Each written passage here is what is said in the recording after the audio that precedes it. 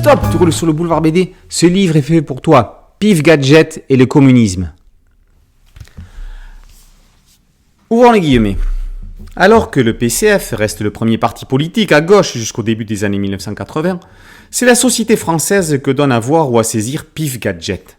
Non seulement il s'agit d'appréhender la place de la jeunesse issue du baby-boom, l'importance des loisirs et des congés payés dans la culture politique communiste, mais aussi de comprendre les évolutions de la société jusqu'à l'implosion du système au début des années 1990. L'ouvrage proposé par Maël Ranou invite aussi à retrouver l'enfance, la jeunesse et les messages donnés à ce public, une forme d'éducation populaire, pas forcément alternative, ou si l'on préfère, une certaine morale proposée aux enfants. Fermons les guillemets. Dans sa préface à Pif Gadget et le communisme, Jean Vigreux, professeur d'histoire contemporaine à l'université Bourgogne-Franche-Comté, souligne les tenants et les aboutissants de l'essai de Maël Ranou qui repose sur une tierce. Enfance, jeunesse et message. On va y découvrir comment, de 1969 à 1993, un hebdomadaire de BD a entretenu des liens avec le Parti communiste français. Divisé en 10 chapitres, l'histoire commence dès 1942 avec le journal Le Jeune Patriote, en pleine résistance. Puis, c'est la métamorphose en Vaillant en 1945, avant de devenir Pif Gadget en 1969, suite à l'érosion de formules diverses de Vaillant. Les récits à suivre s'arrêtent pour laisser place à des histoires complètes.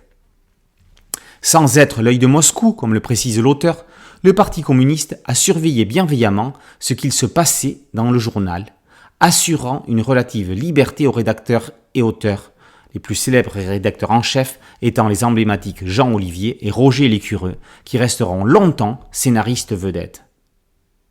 Un entretien avec Claude Gendreau, qui fut militant du PCF, et lui aussi rédac-chef, éclaire les liens avec le parti. Côté auteur, peu de militantisme et une pression inexistante sur eux.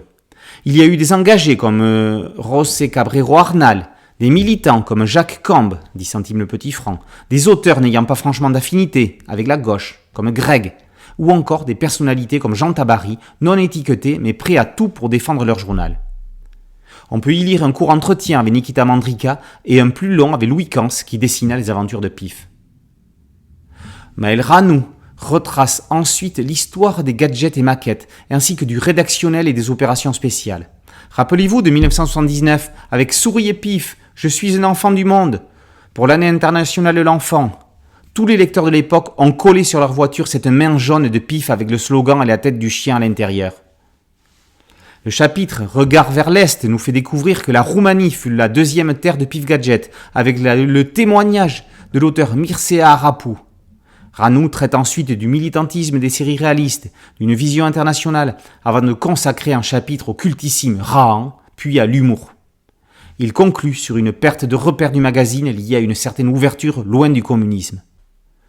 L'ouvrage de Maël Ranou fera l'objet d'une Madeleine de Proust à tous les enfants et adolescents des années 70 et 80 qui se sont pris un jour pour un Robinson de la Terre ou le Docteur Justice, qui ont chevauché dans l'Ouest avec Horace ou dans leur quartier sur un chien avec les Heroico Boys. Au-delà d'un précis politico-bédéphile, Pif Gadget et le communisme était un livre d'histoire avec un grand H sur un paragraphe majeur de la presse BD. Pif Gadget et le communisme par Maël Ranou et paru aux éditions PLG. Boulevard BD, c'est un podcast audio, une chaîne YouTube. Merci de liker, de partager et de vous abonner. À très bientôt sur Boulevard BD. Ciao.